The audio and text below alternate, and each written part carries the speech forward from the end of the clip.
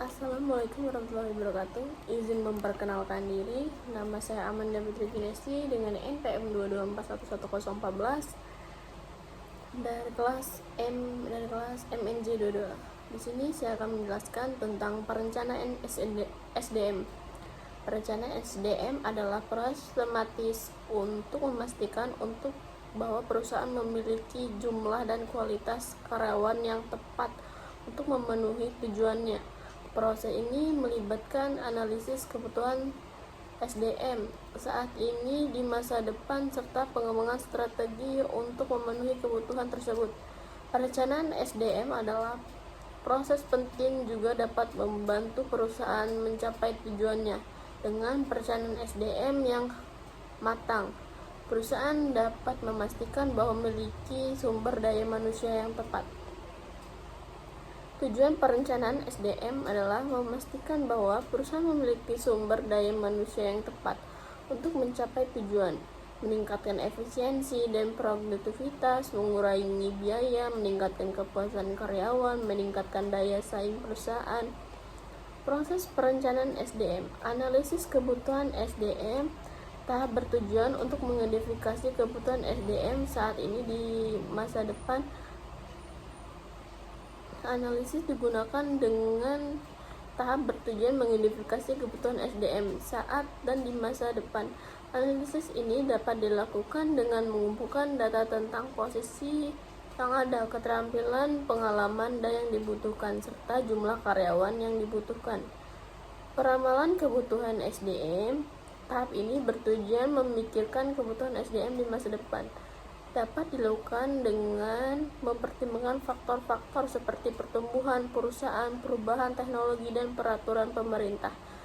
Pengembangan strategi SDM. Tahap ini bertujuan mengembangkan strategi kebutuhan SDM yang mencakup kegiatan seperti rekrutmen, seleksi pelatihan, pengembangan karyawan, investasi strategi SDM. Tahap ini bertujuan untuk menerapkan strategi SDM yang telah dikembangkan. Implementasi ini dilakukan mengembangkan kebijakan dan prosedur serta memberikan pelatihan kepada karyawan. Faktor-faktor yang mempengaruhi perencanaan SDM. Faktor internal meliputi strategi. Tujuan perusahaan SDM harus selara dengan tertinggi dengan perusahaan. Kebijakan budaya perusahaan yang mempengaruhi perencanaan SDM. Ketersediaan SDM internal maupun eksternal perlu dipertimbangkan dalam perencanaan SDM. Kebutuhan SDM akan berbeda-beda tergantung dengan jenis industri, ukuran perusahaan, lokasi perusahaan. Faktor internal meliputi kondisi ekonomi. Kondisi ekonomi mempengaruhi ketersediaan SDM dan biaya tenaga kerja. Teknologi dapat mengubah keterampilan, kompetensi yang dibutuhkan dan pekerjaan tertentu. Perubahan demografi, pertumbuhan populasi mempengaruhi ketersediaan SDM dan peraturan pemberi. Analisis kebutuhan SDM. Analisis kebutuhan SDM adalah proses menentukan jumlah SDM yang dibutuhkan suatu organisasi untuk mencapai tujuannya. Analisis ini penting dilakukan untuk memastikan bahwa organisasi memiliki SDM yang tepat untuk memenuhi kebutuhannya saat ini dan masa depan. Analisis kebutuhan SDM yang dapat dilakukan beberapa langkah, yaitu analisis strategi organisasi. Langkah pertama adalah menganalisis strategi organisasi. Hal ini dapat dilakukan untuk menentukan jenis dan jumlah SDM yang dibutuhkan untuk mencapai tujuan organisasi. Analisis bebas kerja. Langkah selanjutnya adalah menganalisis bebas kerja organisasi. Hal ini dilakukan untuk menentukan jumlah SDM yang dibutuhkan untuk menyelesaikan semua pekerja. Analisis suplai SDM. Langkah terakhir untuk menganalisis suplai SDM yang dapat dilakukan mencantumkan apakah jumlah kualitas SDM yang dimiliki organisasi sudah mencukupi untuk memenuhi kebutuhannya.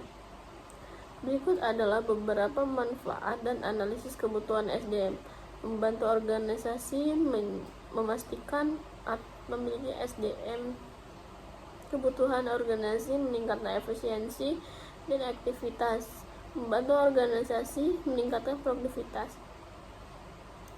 Perekrutan SDM adalah proses untuk memastikan bahwa perusahaan rekrutmen kandidat yang tepat untuk posisi yang tersedia. Proses ini mengidentifikasikan perusahaan, menentukan kriteria untuk menemukan rekrutmen, dilakukan untuk merencanakan rekrutmen efektif. Identifikasi kebutuhan perusahaan. Langkah dalam perencanaan rekrutmen adalah mengidentifikasi kebutuhan perusahaan. Hal ini dapat dilakukan dengan meninjau rencana bisnis, mengidentifikasikan proyek, tugas baru, dan menilai kinerja karyawan. Saat ini kembangkan rencana rekrutmen. Rencana rekrutmen harus mencakup langkah diperlukan menemukan dan menemukan kandidat memenuhi syarat. Implementasi rencana rekrutmen. Setelah rencana dikembangkan, perusahaan dapat melakukan menerapkan hal ini dapat dilakukan berbagai alat sumber daya yang merekrut kandidat, evaluasi hasil rekrutmen.